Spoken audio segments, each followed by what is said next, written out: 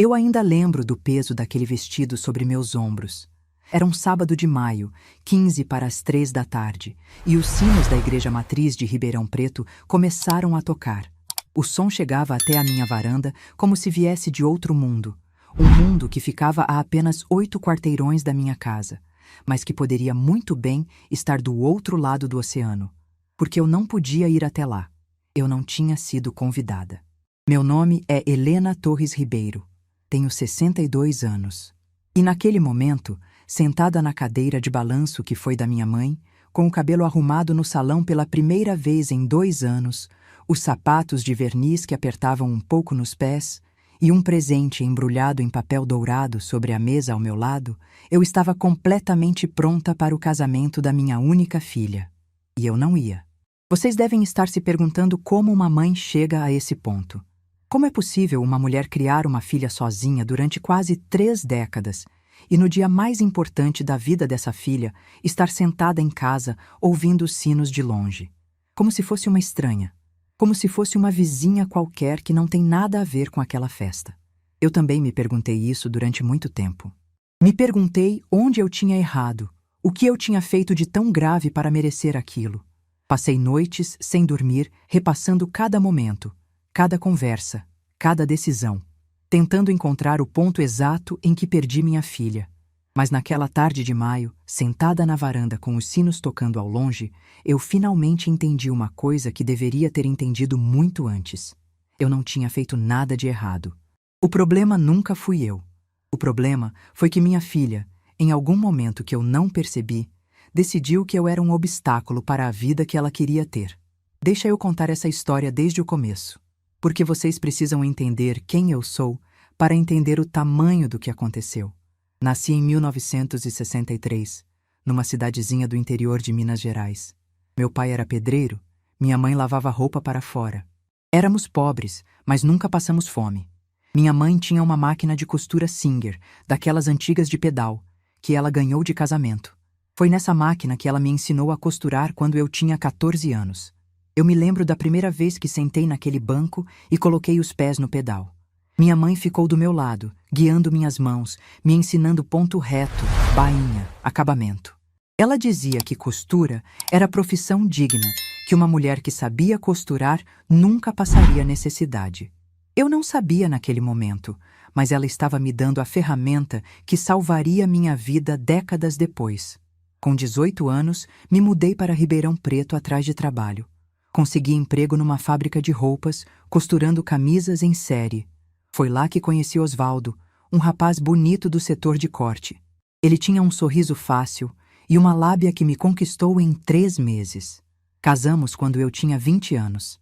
Eu achava que tinha encontrado meu companheiro para a vida toda. Achava que íamos construir uma família, criar filhos juntos, envelhecer de mãos dadas. Como eu era ingênua.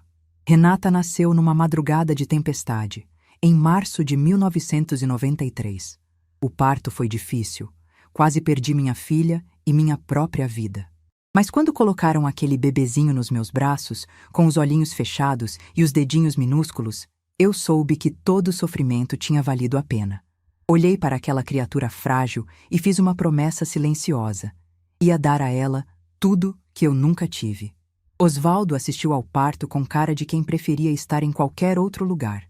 Deveria ter percebido ali que ele não tinha nascido para ser pai. Mas eu estava tão feliz com minha filha nos braços que ignorei os sinais. Os primeiros anos foram difíceis, mas ainda havia esperança. Osvaldo trabalhava, eu cuidava da casa e da Renata. Mas ele foi ficando cada vez mais distante, cada vez mais impaciente. Começou a sair à noite, a chegar tarde, a inventar desculpas. Eu fingia que acreditava porque tinha medo da verdade. Quando Renata tinha 4 anos, Osvaldo foi embora. Não houve briga, não houve discussão. Ele simplesmente acordou num domingo de manhã, fez uma mala pequena, deixou R$ 200 em cima da geladeira e disse que não tinha nascido para aquela vida. Disse que precisava se encontrar, que se sentia preso, que eu e Renata merecíamos alguém melhor. E foi embora. Nunca mais mandou 1 centavo. Nunca mais ligou no aniversário da filha. Nunca mais perguntou se estávamos vivas ou precisando de alguma coisa. Ele simplesmente sumiu no mundo, como se a gente nunca tivesse existido. Renata chorou durante semanas. Perguntava pelo pai toda hora, queria saber quando ele ia voltar. E eu, com o coração despedaçado, inventava histórias. Dizia que ele tinha conseguido um trabalho muito longe, que mandava lembranças, que um dia ia voltar para buscar a gente. Mentia para proteger o coração daquela menina. Hoje me pergunto se foi certo. Talvez devesse ter contado a verdade desde o início. Com Osvaldo fora de cena, eu precisei me reinventar. A fábrica tinha fechado anos antes e eu estava desempregada. Tinha uma filha de 4 anos para criar e R$ 200 no bolso. Foi quando olhei para a máquina de costura da minha mãe, que eu tinha trazido comigo quando ela faleceu, e entendi que aquela era minha única chance. Comecei a oferecer serviços de costura para as vizinhas, consertos simples, bainhas, ajustes. A fama foi crescendo aos poucos. Uma vizinha indicava para a outra, que indicava para a amiga, que indicava para a patroa. Em 2 anos, eu já tinha clientela fixa. As madames dos bairros nobres me procuravam para fazer vestidos de festa, roupas de batizado, uniformes escolares sob medida. Elas diziam que a Helena era caprichosa, que a Helena entregava no prazo. O que elas não sabiam é que a Helena passava noites em claro para entregar no prazo porque de dia precisava cuidar da filha. Minha filha dormia num colchonete ao lado da minha máquina de costura. O barulho do pedal era a canção de ninar dela. Ela se acostumou tanto com aquele som que quando eu parava de costurar, ela acordava assustada. Eu fazia carinho no cabelo dela, cantarolava baixinho e voltava a costurar para ela dormir de novo. Quantas vezes eu parei a máquina no meio da noite porque Renata tinha tido pesadelo. Quantas vezes deitei no chão duro do ateliê, do lado dela, fazendo cafuné até ela voltar a dormir. E depois levantava, tomava um café que já estava frio, esfregava os olhos e voltava a costurar. Ponto atrás de ponto. Sonho atrás de sonho. Cada vestido de festa que eu costurava para as filhas das madames pagava a mensalidade da escola particular da minha filha. Cada bainha que eu fazia pagava a parcela do cursinho de inglês.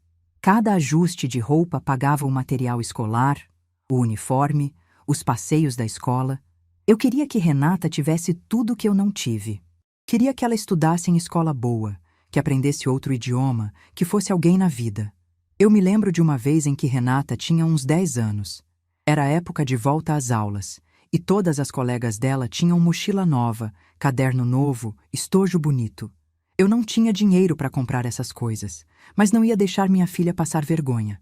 Peguei uma encomenda urgente de uma cliente, um vestido de madrinha para um casamento que seria no sábado.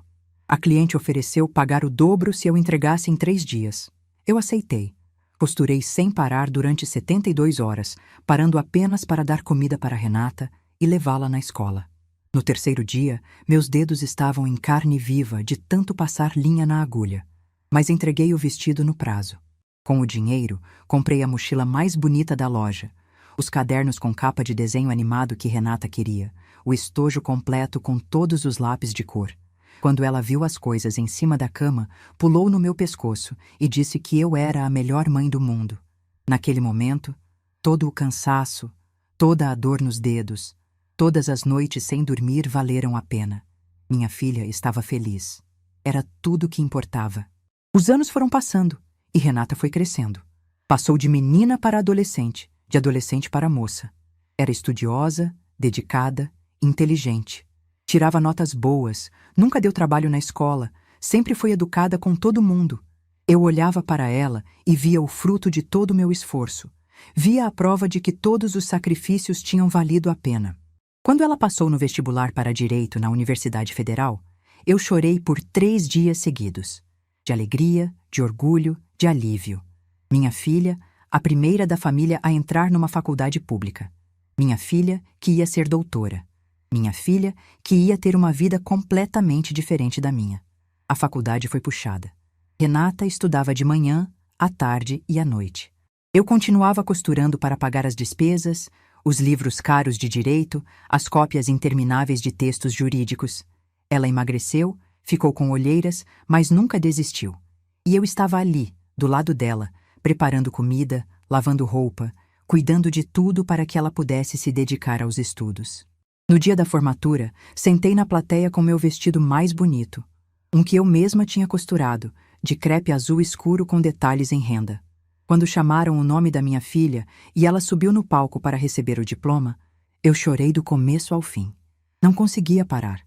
As lágrimas escorriam pelo meu rosto e eu nem tentava enxugar. Eram lágrimas de mais de 2 décadas de luta, de sacrifício, de amor incondicional. Depois da cerimônia, Renata veio me abraçar. Ela também estava chorando. Disse que tudo aquilo era por minha causa, que sem mim ela não teria conseguido nada. Eu apertei ela nos meus braços e disse que não precisava agradecer, que era minha obrigação de mãe, que eu faria tudo de novo sem pensar 2 vezes. Naquele momento, eu achei que tinha cumprido minha missão. Achei que a partir dali só haveria alegrias. Minha filha estava formada, ia conseguir um bom emprego, ia construir sua própria vida. E eu estaria ali, do lado dela, para ver cada conquista. Como eu estava enganada. Emoldurei o diploma de Renata e coloquei na parede da sala, bem ao lado da imagem de Nossa Senhora Aparecida. Eram minhas 2 proteções, a fé e o orgulho. Toda vez que eu passava por aquela parede, olhava para o diploma e sorria. Aquele pedaço de papel representava tudo que eu tinha construído. Era a prova de que uma costureira de origem humilde podia criar uma filha advogada. Renata passou na prova da Ordem dos Advogados de primeira. Conseguiu emprego num escritório renomado do centro da cidade. Começou como estagiária, mas logo foi efetivada. Eu ia visitá-la no escritório às vezes, levava marmita com comida caseira, ficava orgulhosa de ver minha filha de terno e salto alto, conversando sobre processos e audiências. Mas foi justamente nessa época que as coisas começaram a mudar. No começo, eram detalhes pequenos, quase imperceptíveis. Renata começou a ficar constrangida quando eu aparecia no escritório. Pedia para eu ligar antes de ir, para não chegar de surpresa. Dizia que os colegas dela podiam estranhar, que era mais profissional assim. Eu entendi. Achei que fazia sentido. Afinal, era o ambiente de trabalho dela, tinha que manter uma postura. Parei de ir sem avisar. Mas o que eu não sabia é que aquilo era só o começo. A distância que se abriu entre nós naquela época foi crescendo aos poucos, tão devagar que eu nem percebi. E quando finalmente percebi, já era tarde demais. Os sinos pararam de tocar às 3h15. A cerimônia tinha começado e eu estava ali, sozinha, com meu vestido azul marinho e meu presente embrulhado em papel dourado, esperando por nada. Mas o que eu ainda não sabia, o que ninguém sabia, é que naquela mesma igreja alguém estava prestes a notar minha ausência, e essa pessoa ia fazer uma pergunta que mudaria tudo. Para vocês entenderem como eu cheguei àquela varanda, sozinha no dia do casamento da minha filha, preciso contar sobre a transformação que aconteceu com Renata. Uma transformação tão lenta que eu só percebi quando já era tarde demais. Depois que ela começou a trabalhar no escritório de advocacia, algo foi mudando na minha filha. No começo, eu achava que eram ajustes naturais de quem estava entrando no mundo profissional. Ela precisava se vestir diferente, falar diferente, se portar diferente. Era normal, mas a mudança foi além das roupas e do vocabulário. A mudança foi na alma. Renata foi subindo na carreira rapidamente. De estagiária, passou a advogada júnior em menos de 1 ano. De júnior, passou a plena em 2 anos. Aos 27, já era sócia do escritório. Eu ficava orgulhosa de cada conquista, comemorava cada promoção, contava para todas as minhas clientes sobre o sucesso da minha filha. Mas conforme ela subia, eu ia ficando para trás. Não financeiramente. Eu sempre me sustentei com o meu trabalho. Eu ficava para trás no coração dela. Era como se cada degrau que ela subia na carreira fosse um degrau que ela descia no nosso relacionamento. As ligações ficaram mais curtas e mais raras. Antes, ela ligava quase todo dia. Depois da promoção a sócia, as ligações passaram a ser semanais, depois quinzenais. Depois, eu é que ligava, e ela atendia com aquela voz de quem está ocupada demais. Quando eu perguntava o que estava acontecendo, ela dizia que era trabalho, sempre trabalho, audiências, reuniões, prazos. Eu entendia, sabia que a carreira dela era exigente, mas no fundo, alguma coisa me dizia que não era só isso. As visitas dela à minha casa se tornaram eventos raros e desconfortáveis. Ela chegava sempre com pressa, olhando o relógio a cada 5 minutos. Quando eu mostrava alguma coisa que tinha comprado ou feito, ela comentava com polidez vazia, educada, mas completamente desinteressada. E depois vieram os comentários. Num domingo em que ela apareceu para almoçar, eu tinha preparado frango assado com batatas, o prato favorito dela desde criança.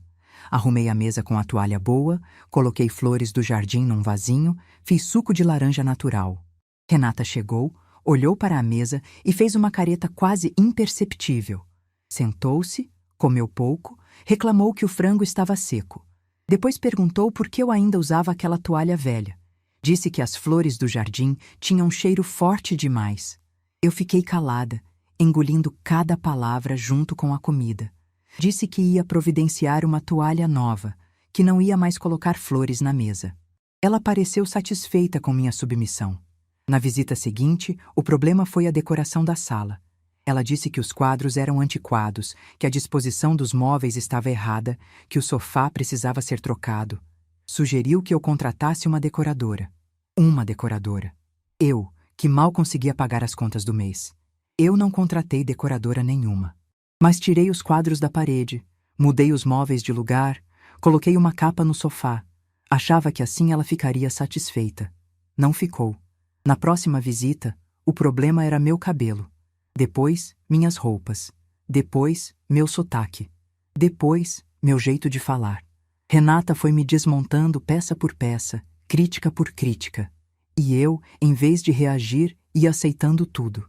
Ia me modificando, me diminuindo, me apagando.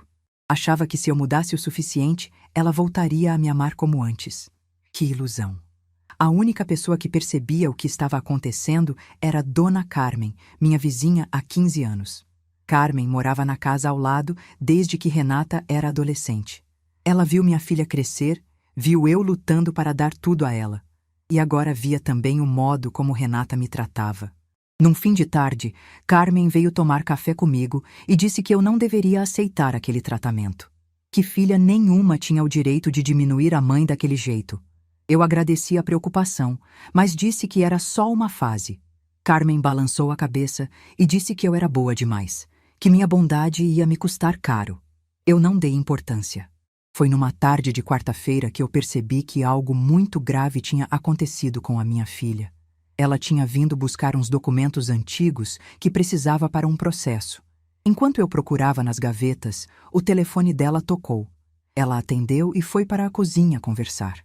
Eu não estava tentando ouvir, juro, mas a casa é pequena e a voz dela ecoava pelo corredor. Era uma amiga ligando perguntando sobre a família. E eu ouvi Renata dizer, com a maior naturalidade do mundo, que não tinha muito contato com a família, que a mãe dela morava longe, que se falavam raramente. A amiga perguntou se eu ainda estava viva, e Renata hesitou antes de responder que sim, mas que não eram próximas. Não eram próximas. Eu fiquei parada no corredor, com os documentos na mão, sentindo como se tivessem arrancado meu coração do peito. Minha filha estava dizendo para uma amiga que não éramos próximas. Como se eu fosse uma parente distante que ela via uma vez por década. Quando ela voltou para a sala, eu entreguei os documentos em silêncio. Ela perguntou se eu estava bem. Eu disse que sim, que era só cansaço. Ela foi embora sem insistir. Naquela noite, eu chorei até não ter mais lágrimas. Chorei pelo que tinha perdido, pelo que nunca mais seria igual. Chorei pela menina que dormia ao lado da minha máquina de costura e que agora tinha vergonha de admitir que a mãe existia. Mas a vida continuou, porque a vida sempre continua, mesmo quando parece que a força acabou. Foi alguns meses depois que Renata me contou sobre Gustavo. Não pessoalmente, por telefone, numa ligação rápida entre reuniões. Disse que estava saindo com um rapaz, que era coisa séria, que ele era de família boa. Perguntei se ela queria trazê-lo para um almoço em casa. Ela disse que ainda era cedo, que depois marcava. O depois nunca chegou. Fui descobrindo sobre o namoro pelas redes sociais. Ela postava fotos com ele em restaurantes caros, em viagens, em festas com pessoas elegantes. Em nenhuma dessas fotos eu aparecia. Em nenhuma legenda ela mencionava a família. Era como se Renata tivesse nascido do nada, sem passado, sem origem. Os Mendonça eram gente de outro mundo. Família tradicional de Ribeirão Preto, donos de fazendas de cana e café desde o tempo do Império. O patriarca, seu Augusto, era conhecido como homem duro e exigente. A esposa, Dona Marta, era daquelas senhoras de sociedade que aparecem em colunas sociais. Gente que tem motorista, empregada uniformizada, casa de campo.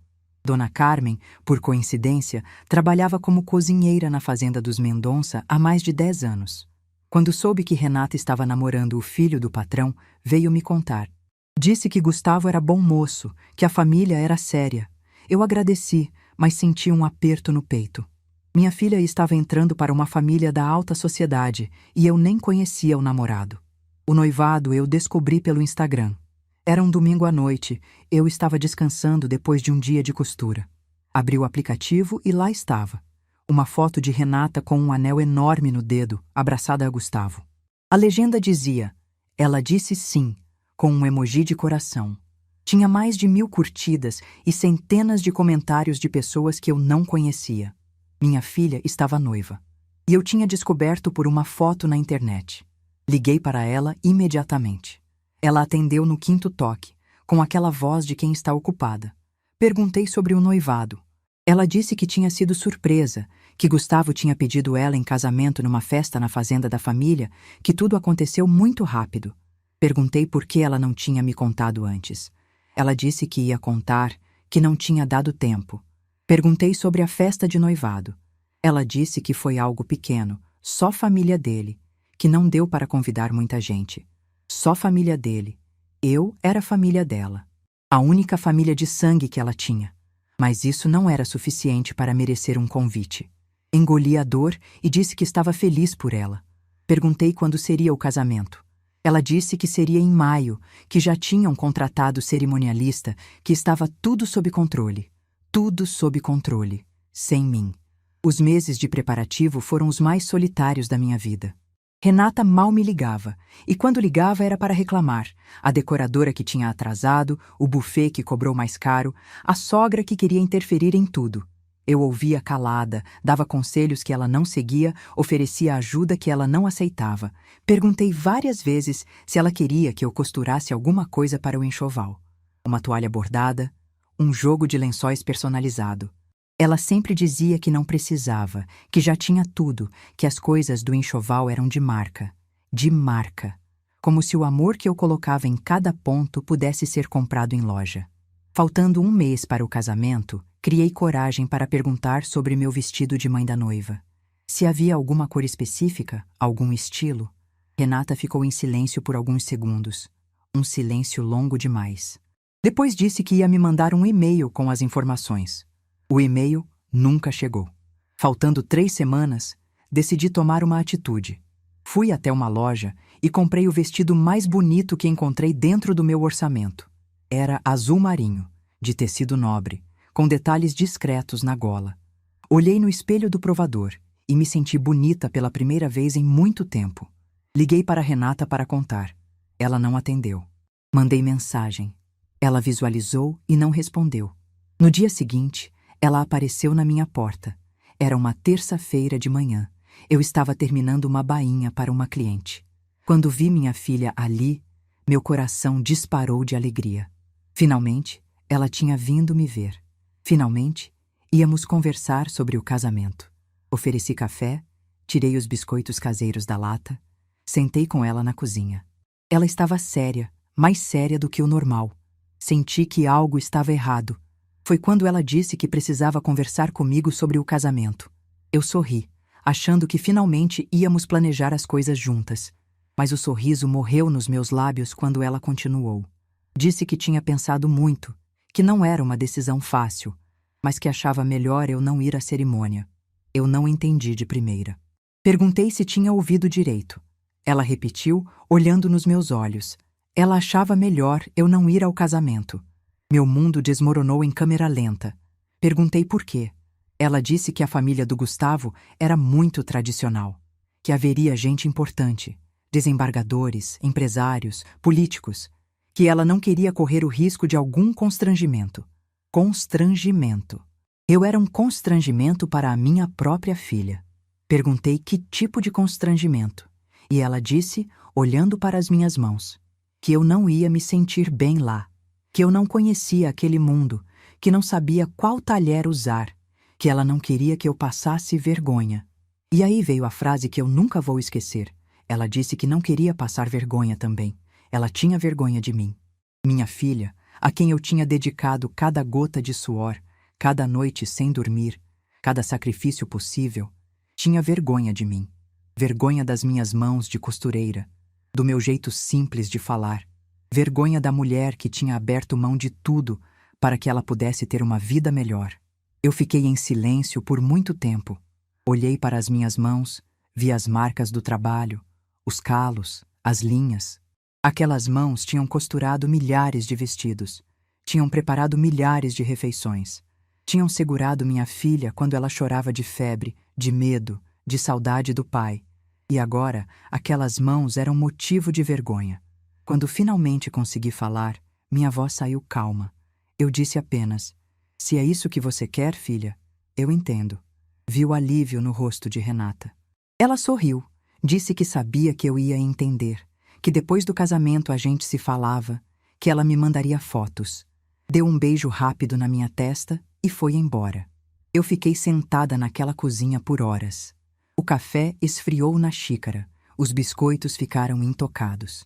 Do lado de fora, o sol foi se pondo, e eu ali, paralisada. Não chorei naquela noite. As lágrimas simplesmente não vinham. Era como se eu tivesse secado por dentro. Mas uma semana antes do casamento, eu estava na fila da padaria quando ouvi duas mulheres conversando atrás de mim. Elas falavam sobre o casamento dos Mendonça. Era o assunto da cidade. Uma delas disse que a noiva era metida, que vivia inventando histórias sobre a própria vida. E aí, a outra disse uma coisa que gelou meu sangue, que Renata andava dizendo para as amigas que a mãe tinha partido há muitos anos, que ela tinha sido criada por uma tia. Minha filha estava dizendo às pessoas que eu não existia mais. Eu não me virei na fila da padaria. Não disse nada. Não deixei transparecer que tinha ouvido cada palavra daquelas duas mulheres. Minha filha estava dizendo às pessoas que eu tinha partido, que ela tinha sido criada por uma tia, que a mãe não existia mais. Paguei meu pão com as mãos tremendo, saí da padaria e caminhei até em casa no automático. Não sei como consegui chegar. Não sei como abri o portão, como entrei na sala, como sentei no sofá. Só sei que quando dei por mim, já estava escuro e eu ainda estava ali, parada, olhando para o nada. Minha filha tinha me apagado da história dela. Não bastava me excluir do casamento. Não bastava ter vergonha de mim. Ela precisava fingir que eu não existia. Precisava inventar uma mãe que tinha partido para justificar a ausência de uma mãe que estava viva, que morava a 8 quarteirões de distância, que a amava mais do que tudo no mundo. Naquela noite, pela primeira vez em 62 anos, eu me perguntei se tinha valido a pena. Sentei na beira da cama, no escuro, e me perguntei para que tinha servido tudo aquilo, para que eu tinha trabalhado tanto, sacrificado tanto, amado tanto, se no final, a pessoa que eu mais amava preferia me transformar em fantasma a ter que admitir quem eu era. Mas quando o sol nasceu no dia seguinte, alguma coisa dentro de mim tinha mudado. Eu não sabia ainda o que era. Só sabia que a Helena que acordou naquela manhã não era mais a mesma que tinha deitado na noite anterior. Tomei uma decisão. Ia me arrumar para o casamento mesmo assim. Não para ir. Eu respeitaria o pedido da minha filha. Mas para mim mesma. Para me sentir digna.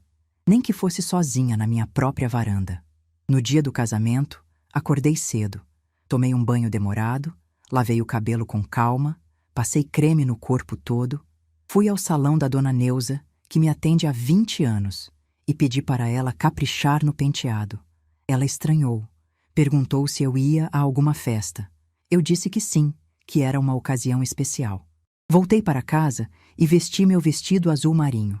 Calcei os sapatos de verniz, passei meu perfume bom, aquele que eu guardava para momentos importantes. Olhei no espelho e vi uma mulher bonita, digna, de cabeça erguida. Uma mulher que merecia estar no casamento da própria filha. Peguei o presente que tinha comprado, o jogo de lençóis de algodão egípcio que custou 3 meses de trabalho, e coloquei sobre a mesa da varanda. Sentei na cadeira de balanço da minha mãe e fiquei ali, esperando os sinos tocarem. Às 15 para as 3, eles começaram. Fechei os olhos e tentei imaginar a cena. A igreja decorada de branco, os convidados de pé, Renata entrando com o vestido longo. E uma cadeira vazia na primeira fila, do lado esquerdo. O lugar que deveria ser meu. O que eu não sabia era que, naquele exato momento, algo extraordinário estava acontecendo naquela igreja. Dona Carmen estava entre os funcionários do buffet, ajudando a organizar as taças de champanhe para o brinde depois da cerimônia. Ela tinha pedido para trabalhar no casamento justamente para ver Renata de noiva, a menina que ela viu crescer, que ela ajudou a cuidar quando era pequena. Mas quando Carmen olhou para a primeira fila e viu a cadeira vazia onde deveria estar a mãe da noiva, seu coração apertou. Ela sabia a verdade. Sabia que eu não estava doente, que eu não tinha viajado. Sabia que Renata tinha me pedido para não ir. E Carmen também sabia de outra coisa. Seu Augusto Mendonça, o patriarca da família, tinha um respeito imenso por mães que criaram filhos sozinhas. Porque ele próprio era filho de uma lavadeira. Sua mãe, Dona Gersina, tinha criado 7 filhos sem marido, lavando roupa para fora, passando necessidade, mas nunca deixando faltar amor. Seu Augusto construiu um império, mas nunca esqueceu de onde veio. E nunca teve vergonha de contar sua história. Na véspera do casamento, enquanto ajudava a preparar a cozinha da fazenda, Carmen tinha ouvido seu Augusto perguntar sobre a mãe da noiva. Ele queria conhecer a mulher que tinha criado Renata. Queria cumprimentá-la pessoalmente. Renata tinha desconversado, dito que a mãe estava com um problema de saúde, que talvez não pudesse vir. Carmen ficou calada naquele momento. Mas agora, vendo a cadeira vazia, vendo Renata prestes a casar sem a mãe presente, ela não conseguiu mais se conter. Esperou o momento certo. Quando seu Augusto se levantou para ir ao banheiro antes da cerimônia começar, Carmen foi atrás dele. No corredor da igreja, com a voz baixa mas firme, ela contou tudo. Contou sobre a costureira que morava ao lado dela há 15 anos. Sobre a mulher que criou a filha sozinha, que trabalhou dia e noite para dar estudo àquela menina. Contou que eu não estava doente, que eu estava em casa, vestida e arrumada, porque minha própria filha tinha me pedido para não ir ao casamento. E Renata tinha vergonha de mim, que ela andava dizendo às pessoas que a mãe tinha partido. Seu Augusto ouviu tudo em silêncio, com aquele rosto de pedra que intimidava todo mundo. Quando Carmen terminou de falar, ele não disse uma palavra. Apenas acenou com a cabeça e voltou para seu lugar na igreja. A cerimônia começou. Renata entrou na igreja no braço de um tio distante. Estava linda, radiante, com um vestido branco que devia ter custado mais do que eu ganhava em 1 ano. Os convidados se levantaram, os fotógrafos dispararam suas câmeras, a música tocou suave. Mas seu Augusto não estava olhando para a noiva. Estava olhando para a cadeira vazia na primeira fila. A cerimônia prosseguiu. O padre falou sobre amor, sobre família, sobre compromisso. Gustavo e Renata trocaram olhares apaixonados. Tudo parecia perfeito. Até que chegou o momento em que o padre perguntou se alguém tinha algo a dizer contra aquela união. E seu Augusto se levantou. 300 pessoas prenderam a respiração. O padre ficou sem saber o que fazer. Gustavo olhou para o pai sem entender. Renata empalideceu. Seu Augusto não foi até o altar. Ficou de pé no seu lugar, na primeira fila do lado direito, e sua voz grave ecoou pela igreja inteira. Ele disse que antes de continuar, precisava fazer uma pergunta. E olhando diretamente para Renata, perguntou onde estava a mãe dela. O silêncio que se fez foi ensurdecedor. Renata gaguejou. Disse que a mãe estava doente, que não tinha conseguido vir. Seu Augusto perguntou de novo, dessa vez mais firme. Queria a verdade. Renata olhou ao redor, procurando uma saída. Seus olhos encontraram Carmen no fundo da igreja e ela entendeu. Entendeu que a verdade tinha sido revelada. Começou a chorar. Mas não eram lágrimas de arrependimento. Eram lágrimas de pânico, de quem vê uma mentira desmoronando em público. Entre soluços, confessou. Disse que tinha pedido para eu não ir, que achava que eu não era adequada para aquela cerimônia, que não queria passar vergonha na frente dos convidados importantes. A igreja inteira ficou em choque. Seu Augusto caminhou lentamente até o altar, parando ao lado do filho. Sua voz era baixa, mas cada palavra ecoava como um trovão. Ele disse que não haveria casamento nenhum naquela igreja, enquanto a mãe da noiva não estivesse presente. Renata tentou argumentar. Disse que era só uma questão de costume, que eu entenderia, que não era nada pessoal. Seu Augusto a interrompeu. Disse que família de verdade não se envergonha de quem trabalhou para nos criar. Que ele próprio era filho de uma lavadeira, de uma mulher que passou a vida lavando roupa alheia para dar de comer aos filhos. Que se tivesse vergonha da própria mãe, jamais teria se tornado o homem que era. E então disse a frase que Renata jamais vai esquecer. Disse que se ela era capaz de excluir a mulher que lhe deu a vida, que trabalhou dia e noite para dar tudo a ela, então ele não tinha certeza de que ela era a mulher certa para seu filho.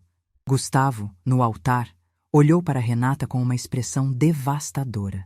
Decepção.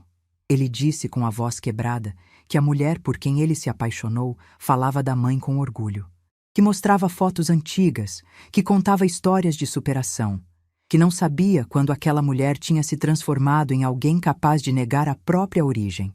Dona Marta, a mãe de Gustavo, se levantou e foi até o marido. Não para discordar, mas para apoiar.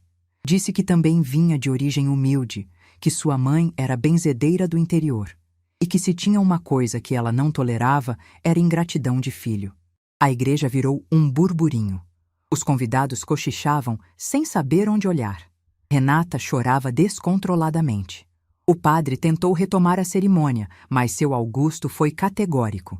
Enquanto Dona Helena não estivesse ali, ninguém diria aceito naquela igreja. Gustavo concordou com o pai. Seu Augusto chamou o motorista da família. Deu o endereço da minha casa. Carmen tinha informado e ordenou que fosse me buscar imediatamente. Eu ainda estava sentada na varanda quando o carro preto parou na frente do meu portão. Era um sedã grande, brilhando de tão limpo, com um motorista de uniforme que desceu e tirou o chapéu antes de falar comigo. Ele disse que tinha ordens do senhor Augusto Mendonça para me levar até a igreja matriz. Que o casamento estava parado esperando minha chegada. Eu não entendi. Achei que era algum engano. Perguntei se ele tinha certeza de que era comigo. Ele disse que sim, que era com a Dona Helena, mãe da noiva, que eu era esperada. Meu coração disparou. Minhas mãos começaram a tremer. Eu não sabia o que estava acontecendo, mas alguma coisa dentro de mim disse para ir. Peguei meu presente embrulhado em papel dourado, tranquei a casa e entrei naquele carro. O trajeto até a igreja durou menos de 10 minutos, mas pareceu uma eternidade. Eu ia olhando pela janela, vendo as ruas que conhecia tão bem, me perguntando o que me esperava do outro lado. Quando o carro parou em frente à igreja, eu vi que as portas estavam abertas.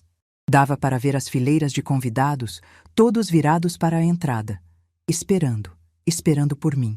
O motorista abriu a porta e me ofereceu a mão para descer. Minhas pernas tremiam, mas eu desci. E então eu vi seu Augusto Mendonça caminhando em minha direção. Ele era um homem alto, de cabelos grisalhos, com uma postura que impunha respeito. Mas quando chegou perto de mim, seus olhos eram gentis. Ele pegou minha mão, beijou como se eu fosse uma rainha, e disse em voz baixa que era uma honra finalmente me conhecer, que tinha ouvido falar muito sobre mim, e que nenhuma mãe deveria ser excluída do casamento da própria filha. Eu não consegui responder. As lágrimas escorriam pelo meu rosto, mas eu não tentei enxugar. Ele ofereceu seu braço e me conduziu pela porta da igreja. Quando apareci na entrada, 300 pessoas se levantaram. Eu caminhei por aquele corredor de cabeça erguida, no braço do patriarca da família Mendonça, com meu vestido azul marinho e meus sapatos de verniz que apertavam um pouco nos pés. A cada passo, eu sentia os olhares. Alguns de curiosidade, outros de admiração. E apenas um, de puro desespero. O olhar de Renata. Minha filha estava no altar, com o rosto inchado de chorar, vendo a mãe que ela quis esconder sendo conduzida como convidada de honra pelo sogro que ela tentou impressionar. Seu Augusto me levou até a cadeira que deveria ter sido minha desde o início. A cadeira na primeira fila, do lado esquerdo. Me ajudou a sentar, apertou minha mão uma última vez e voltou para seu lugar. O padre, visivelmente desconcertado, perguntou se podia continuar. Seu Augusto fez que sim, e o casamento continuou. Mas nada seria como antes. O casamento aconteceu. Os votos foram ditos, as alianças trocadas, o beijo dado. Mas não foi o casamento que Renata tinha sonhado. As fotos que ela planejou perfeitas tinham agora o registro de seus olhos inchados de tanto chorar. O vídeo que seria exibido para a família tinha a cena do próprio sogro parando a cerimônia para buscar a mãe que ela quis esconder. E os cochichos dos convidados, que deveriam ser sobre como a noiva estava linda, eram sobre a filha ingrata que teve vergonha da própria mãe. Eu fiquei sentada na minha cadeira durante toda a cerimônia, em silêncio, com as mãos cruzadas no colo. Não chorei mais, não sorri, apenas observei. Observei minha filha dizendo sim, com a voz embargada. Observei Gustavo olhando para ela com uma sombra de dúvida que não existia antes. Observei Dona Marta secando os olhos, não de emoção pelo casamento, mas de tristeza pelo que tinha sido revelado. Observei os convidados trocando olhares de desconforto, sem saber como reagir ao que tinham presenciado. Quando o padre declarou que estavam casados, os convidados aplaudiram por educação. Mas o clima era outro. A festa que viria depois não seria uma celebração. Seria um velório de aparências. Na saída da igreja, Renata tentou se aproximar de mim. Veio com aquele sorriso ensaiado, querendo abraçar, querendo fingir que estava tudo bem. Mas eu dei um passo para trás. Não disse nada grosseiro. Não fiz escândalo. Apenas olhei nos olhos dela e disse, com a voz mais calma que consegui: "Parabéns pelo casamento, Renata. Que você seja muito feliz." E me virei para cumprimentar seu Augusto. Ele me tratou como se eu fosse a convidada mais importante daquela festa. Me apresentou para cada pessoa que se aproximava. "Esta é Dona Helena", ele dizia. "Costureira. Criou a filha sozinha. Uma das mulheres mais dignas que eu já conheci." Eu não sabia onde enfiar a cara de tanta emoção. Aquele homem, que tinha tudo na vida, estava me tratando com um respeito que minha própria filha nunca tinha me dado. Na festa, fui colocada na mesa de honra, ao lado de seu Augusto e Dona Marta. Renata ficou na mesa dos noivos do outro lado do salão, me olhando de longe com uma expressão que misturava raiva, vergonha e arrependimento. Mas eu já não me importava mais com o que ela sentia. Durante o jantar, seu Augusto me contou sua história. Falou da mãe lavadeira, da infância pobre, das humilhações que sofreu quando era jovem. Falou de como trabalhou duro para construir tudo o que tinha, mas nunca esqueceu de onde veio. E falou de como admirava mulheres como eu, que dedicavam a vida aos filhos sem esperar nada em troca. Dona Marta também se abriu. Contou que a mãe dela era benzedeira, que morava numa casinha de pau a pique no interior de Goiás. Disse que quando casou com Augusto, a família dele torceu o nariz porque ela não era de berço. Mas Augusto nunca se importou com isso. Para ele, o que valia era o caráter, não o sobrenome. Eu escutei cada palavra, guardando tudo no coração. Aquelas pessoas que eu imaginava serem frias e arrogantes eram mais humanas do que minha própria filha. Tinham histórias de luta, de superação, de orgulho das próprias raízes, e me acolheram como se me conhecessem há anos. Em determinado momento, seu Augusto pediu silêncio e fez um brinde. Mas não foi aos noivos, foi às mães. As mães que trabalham sem descanso, que abrem mão dos próprios sonhos pelos filhos, que merecem respeito e gratidão. Olhou diretamente para mim, enquanto falava, e eu senti que aquelas palavras eram um presente. Os convidados aplaudiram. Alguns olharam para Renata, que mantinha a cabeça baixa na mesa dos noivos. Outros olharam para mim com admiração. Naquele momento, eu entendi que não estava mais invisível. Que alguém finalmente tinha me visto. A festa seguiu, mas eu não fiquei até o final. Pedi licença, disse que estava cansada, e seu Augusto insistiu em mandar o motorista me levar em casa. Antes de ir embora, ele segurou minhas mãos e disse que eu seria sempre bem-vinda na fazenda, que a partir daquele dia eu fazia parte da família Mendonça. Não por causa de Renata, mas por meu próprio valor. Voltei para casa em silêncio, olhando as luzes da cidade pela janela do carro. Quando cheguei, tirei os sapatos que apertavam, pendurei o vestido azul marinho no cabide e sentei na cadeira de balanço da minha mãe. E finalmente chorei. Chorei de alívio. Chorei de dor. Chorei de libertação. Chorei por todas as vezes que engoli desaforo, que me diminuí, que aceitei ser tratada como menos. Chorei pela mãe que fui e pela mulher que estava me tornando. Naquela noite, dormi melhor do que tinha dormido em anos. Os dias seguintes foram estranhos. A cidade inteira comentava sobre o que tinha acontecido no casamento. As clientes que vinham fazer ajustes de roupa perguntavam discretamente se era verdade que o sogro da minha filha tinha parado a cerimônia para me buscar. Eu confirmava sem dar detalhes. Não queria alimentar fofoca. Dona Carmen apareceu no dia seguinte, preocupada. Achava que eu ia ficar brava com ela por ter contado tudo para seu Augusto. Mas eu agradeci. Disse que ela tinha feito o que eu não tive coragem de fazer: contar a verdade. Uma semana depois do casamento, Renata apareceu na minha porta. Ela estava diferente. O brilho arrogante nos olhos tinha sumido. Parecia menor, mais frágil, mais humana. Perguntou se podia entrar. Eu disse que sim. Sentamos na cozinha, no mesmo lugar onde ela tinha me pedido para não ir ao casamento. Ela não tocou no café que eu servi. Ficou em silêncio por um longo tempo, olhando para as próprias mãos. E então pediu desculpas. Disse que tinha errado. Que tinha se deixado levar pela vaidade, pelo medo de julgamento, pela vontade de ser aceita num mundo que não era o dela. Disse que quando viu a reação de seu Augusto, entendeu o tamanho do que tinha feito. E que Gustavo não olhava mais para ela da mesma forma. Eu escutei tudo em silêncio. Quando ela terminou, eu disse que aceitava as desculpas, que não guardava rancor, mas que as coisas entre nós nunca mais seriam como antes. Ela perguntou o que eu queria dizer. Eu expliquei. Disse que durante anos eu me anulei para agradá-la. Mudei meu cabelo, minhas roupas, meu jeito de falar. Aceitei críticas, engoli desaforos, fingi que estava tudo bem quando não estava. Fiz tudo isso porque achava que assim ela me amaria mais. Mas entendi que estava errada. Disse que a partir daquele momento eu ia viver a minha vida do meu jeito. Que ela era bem-vinda na minha casa sempre que quisesse, mas que eu não ia mais correr atrás. Que se ela quisesse uma relação comigo, teria que me respeitar como eu era, não como ela queria que eu fosse. Renata chorou. Disse que entendia. Disse que ia tentar ser uma filha melhor. Eu não respondi. Apenas acompanhei ela até a porta e me despedi com um abraço breve. Um abraço de mãe, mas também de despedida. Despedida da relação que tínhamos antes. Dali em diante, seria diferente. Quando fechei a porta, senti um peso saindo dos meus ombros. Eu tinha dito tudo o que precisava dizer.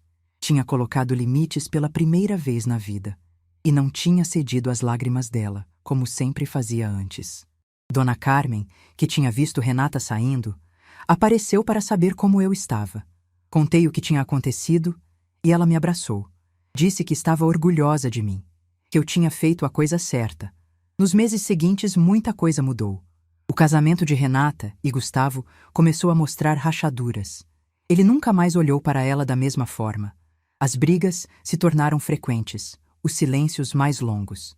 Dona Marta me contou, numa das visitas que passou a fazer, que Gustavo se sentia enganado, que ele achava que tinha se casado com uma mulher e descobriu outra. Seu Augusto, fiel à palavra, me convidou para visitar a fazenda. Fui num domingo de manhã, nervosa como uma adolescente no primeiro encontro. Mas fui recebida com tanto carinho que logo me senti em casa. Ele me mostrou as plantações, me apresentou para os funcionários, me levou para conhecer o túmulo da mãe dele, Dona Gersina, que estava enterrada numa capelinha nos fundos da propriedade. Ficamos ali em silêncio por um tempo, cada um com seus pensamentos. Antes de ir embora, ele me deu um presente.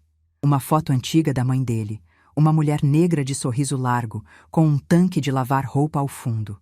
Disse que queria que eu tivesse aquela foto, porque eu o lembrava dela. A mesma força, a mesma dignidade. Eu guardei aquela foto como um tesouro. 6 meses depois do casamento, Renata e Gustavo se separaram. Não houve escândalo, não houve briga pública. Apenas um comunicado discreto de que tinham decidido seguir caminhos diferentes. Mas todo mundo sabia o verdadeiro motivo. O casamento tinha nascido com uma ferida que nunca cicatrizou. Renata voltou para São Paulo, onde tinha conseguido uma vaga num escritório grande. Me ligou antes de ir, pedindo para nos vermos. Nos encontramos num café do centro, conversamos por quase 2 horas. Ela estava mais madura, mais humilde. Reconheceu que tinha destruído o próprio casamento com suas escolhas. E disse que ia passar um tempo longe para se encontrar. Eu desejei boa sorte. Disse que torcia por ela. E era verdade. Apesar de tudo, Renata ainda era minha filha. Eu ainda a amava. Mas agora era um amor diferente. Um amor que não exigia que eu me anulasse. Seu Augusto continuou sendo um amigo presente. Ele me visitava uma vez por mês. Trazia doces da fazenda, conversava sobre a vida. Quando descobriu que eu sonhava em conhecer o mar, mas nunca tinha ido, organizou uma viagem para Santos. Disse que era presente de aniversário, embora meu aniversário tivesse sido 2 meses antes.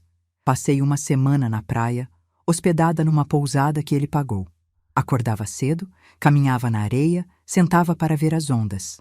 Tomava café da manhã olhando o mar, almoçava peixe fresco nos quiosques, via o pôr do sol pintando o céu de laranja e rosa. Na pousada, conheci outras mulheres da minha idade que também estavam viajando sozinhas. Trocamos histórias, risadas, telefones. Uma delas, Dona Aparecida, tinha passado por algo parecido comigo, filhos que só apareciam quando precisavam de algo. Ela me disse uma frase que guardei para sempre. A gente passa a vida cuidando dos outros. Agora é hora de cuidar da gente. Ninguém ali me conhecia. Ninguém sabia minha história. Eu era apenas Helena, uma mulher de 62 anos, aproveitando a vida. E isso era libertador. Voltei renovada. Voltei diferente. Comecei a fazer coisas que sempre quis fazer, mas nunca tinha tempo ou coragem. Me inscrevi num curso de artesanato na igreja do bairro. Fiz amigas novas, mulheres da minha idade com histórias parecidas com a minha. Comecei a sair mais, a rir mais, a viver mais. Dona Carmen dizia que eu estava rejuvenescendo. E talvez estivesse mesmo. Não por fora, mas por dentro. Eu tinha descoberto que aos 62 anos ainda dava para recomeçar. Que nunca era tarde para ser feliz. 1 ano depois do casamento, eu já era outra pessoa. Continuava costurando porque era o que eu amava fazer. Mas agora costurava por prazer, não por desespero. Escolhia os trabalhos que queria aceitar, cobrava o preço justo e tinha tempo para mim mesma. Renata me ligava de São Paulo a cada 15 dias. As conversas eram mais leves agora, sem cobranças de nenhum dos lados.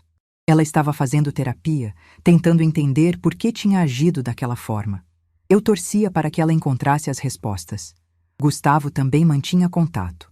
Mesmo separado de Renata, ele fazia questão de me visitar quando vinha a Ribeirão Preto. Dizia que me considerava parte da família, independente do que tinha acontecido com o casamento. Eu recebia ele com café e bolo, e conversávamos sobre a vida como velhos amigos. Seu Augusto costumava dizer que eu tinha ensinado uma lição importante para toda a família Mendonça, que às vezes a pessoa mais humilde da sala é a mais digna de respeito, e que nunca, jamais, devemos ter vergonha de onde viemos. Eu não sei se ensinei alguma coisa, só sei que aprendi muito. Aprendi que amor de mãe não significa aceitar qualquer coisa, que dignidade não se negocia, que às vezes a gente precisa perder para se encontrar. E aprendi que a cadeira que estava vazia naquela igreja não representava só minha ausência. Representava tudo que Renata queria apagar. Minha origem, minha história, minha verdade. Mas a verdade, como minha mãe sempre dizia, é como água. Sempre encontra um caminho. E naquele dia, na frente de 300 pessoas, a verdade encontrou o dela. 2 anos se passaram desde aquele sábado de maio em que os sinos tocaram para um casamento do qual eu fui proibida de participar. 2 anos desde que seu Augusto Mendonça parou uma cerimônia inteira para perguntar onde estava a mãe da noiva. 2 anos desde que eu entrei naquela igreja de cabeça erguida, no braço de um homem que mal me conhecia, mas que me tratou com mais respeito do que minha própria filha. Muita coisa mudou nesses 2 anos. E hoje, sentada na varanda da minha casa, na mesma cadeira de balanço que foi da minha mãe, eu finalmente tenho clareza para contar o resto dessa história. Renata ficou em São Paulo por 1 ano e meio. Fez terapia, como tinha prometido. Ligava a cada 15 dias no começo, depois passou a ligar toda semana. As conversas foram mudando aos poucos. No início, ela ainda tentava se justificar, explicar por que tinha agido daquele jeito. Eu ouvia em silêncio, sem interromper, sem julgar. Não era meu papel absolvê-la, era papel dela se entender. Com o tempo, as justificativas foram dando lugar a reflexões mais profundas. Renata começou a falar sobre a infância, sobre a ausência do pai, sobre o medo que sempre teve de não ser suficiente. Disse que quando entrou no mundo da advocacia, sentiu que precisava ser perfeita para ser aceita. E que em algum momento, essa busca por perfeição se transformou em vergonha de tudo que não era perfeito, inclusive de mim. Eu escutei cada palavra. E pela primeira vez, consegui entender, não perdoar ainda, mas entender o que tinha acontecido com minha filha. Ela não tinha se tornado uma pessoa má da noite para o dia. Ela tinha se perdido. Tinha se deixado engolir por um mundo que cobra aparências e descarta essências. E no processo, tinha esquecido quem ela era. Tinha esquecido de onde veio. Tinha esquecido que a mulher que ela queria esconder era a mesma que tinha passado noites em claro para que ela pudesse estudar em escola boa. 6 meses atrás, Renata voltou para Ribeirão Preto.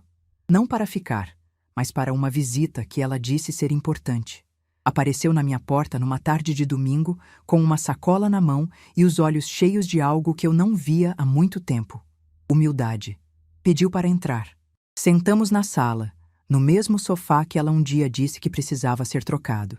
Ela olhou ao redor, para os quadros que eu tinha recolocado na parede, para as flores do jardim no vasinho, para a toalha de crochê que minha mãe tinha feito, e começou a chorar. Não eram lágrimas de desculpa, eram lágrimas de reconhecimento.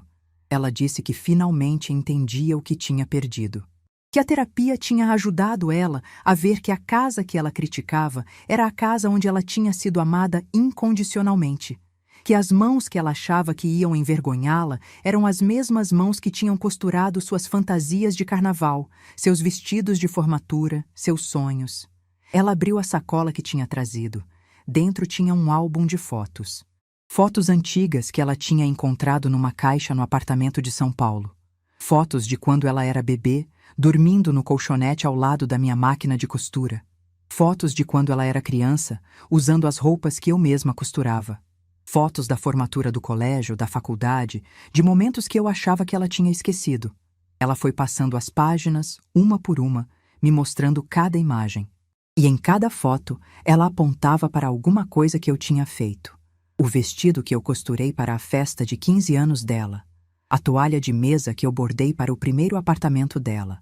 O cachecol que eu tricotei quando ela foi fazer intercâmbio no frio.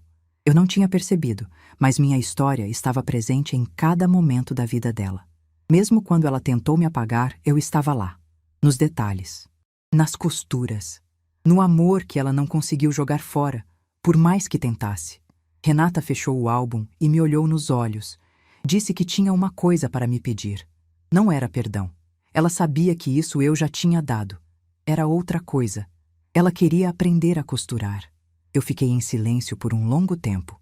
De todas as coisas que imaginei ouvir da minha filha, essa era a última. Ela explicou. Disse que queria entender o que eu sentia quando sentava naquela máquina. Queria saber como era criar algo do zero com as próprias mãos. Queria ter uma conexão comigo que fosse além de palavras, além de desculpas, além de telefonemas quinzenais. Eu me levantei sem dizer nada e fui até o quartinho dos fundos onde fica meu ateliê. A máquina de costura da minha mãe ainda estava lá, no mesmo lugar de sempre. A mesma Singer antiga, de pedal, que minha mãe ganhou de casamento e me ensinou a usar quando eu tinha 14 anos. A mesma máquina que me salvou quando Osvaldo foi embora. A mesma máquina que pagou a escola, a faculdade, os sonhos da minha filha. Chamei Renata para vir até o ateliê. Ela entrou devagar, olhando ao redor como se estivesse entrando num templo. Talvez estivesse.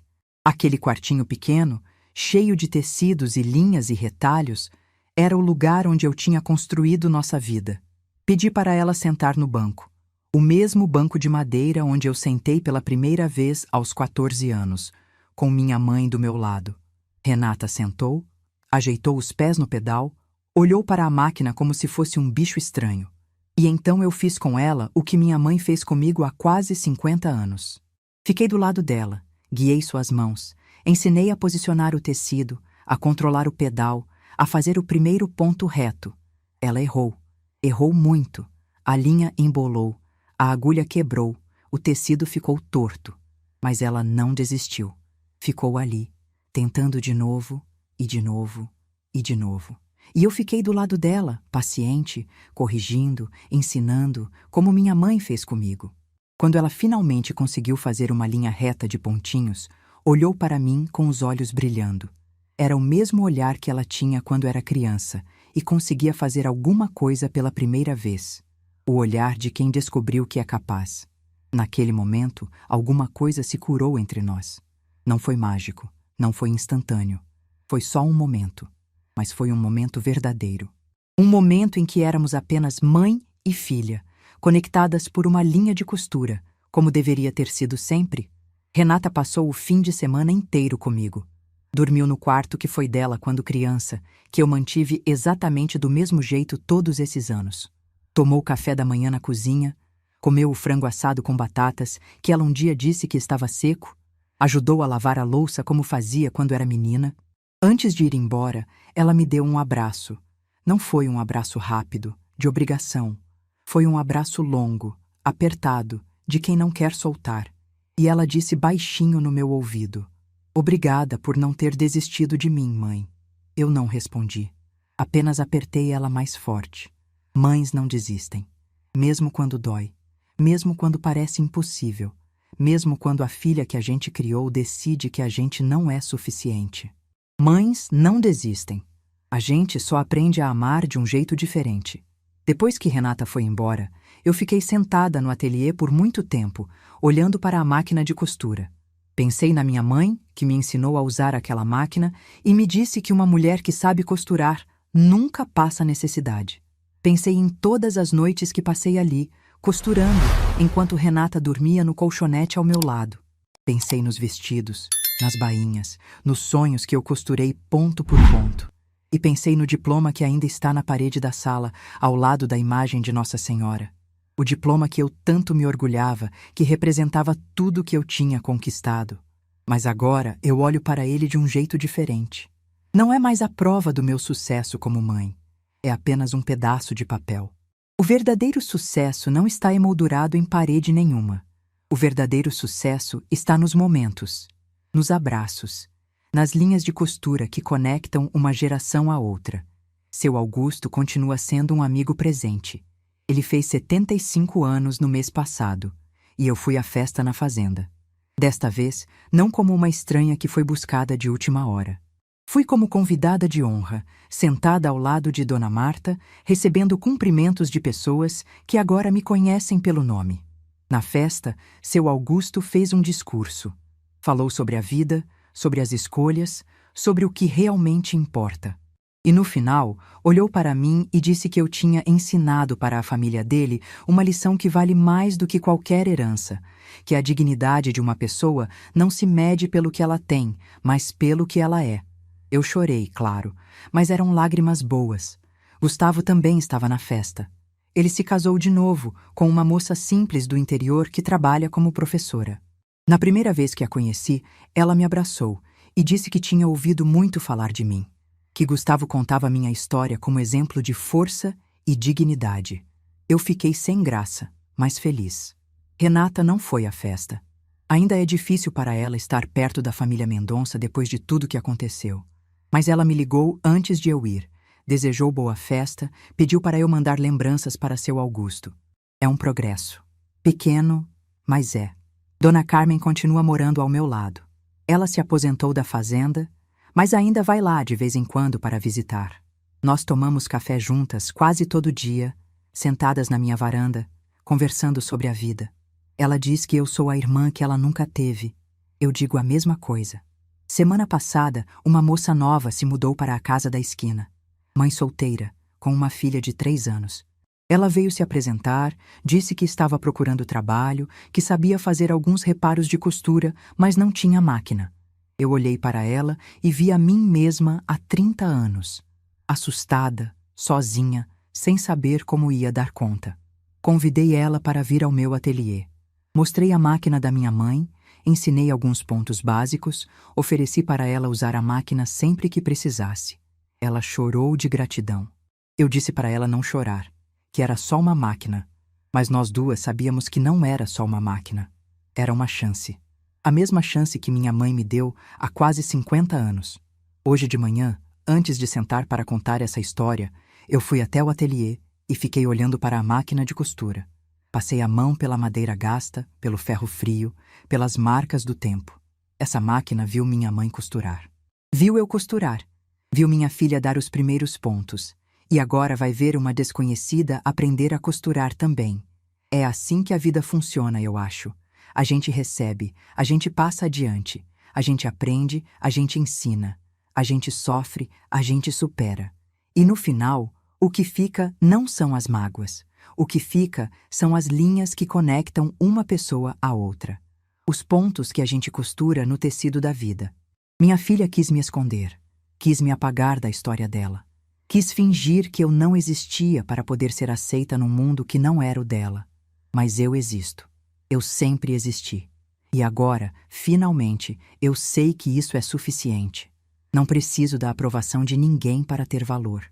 Não preciso ser aceita para ser digna. Não preciso mudar quem eu sou para merecer amor. Eu sou Helena Torres Ribeiro, costureira, mãe, avó, quem sabe um dia, mulher de 64 anos que aprendeu, depois de uma vida inteira, que a maior costura que a gente faz não é num tecido, é em si mesma. É nos pedaços que a vida rasga e a gente tem que juntar de novo. É nas feridas que a gente fecha com paciência, ponto por ponto, até formar uma cicatriz que conta uma história. A minha história começou com uma máquina de costura e uma mãe que acreditou em mim. E agora, tantos anos depois, continua com a mesma máquina e uma filha que está aprendendo a acreditar em si mesma. O ciclo não se fechou. Ele se transformou. E eu estou em paz. Se essa história tocou seu coração, deixe seu like, se inscreva no canal e comente aqui embaixo. No meu lugar, o que você faria?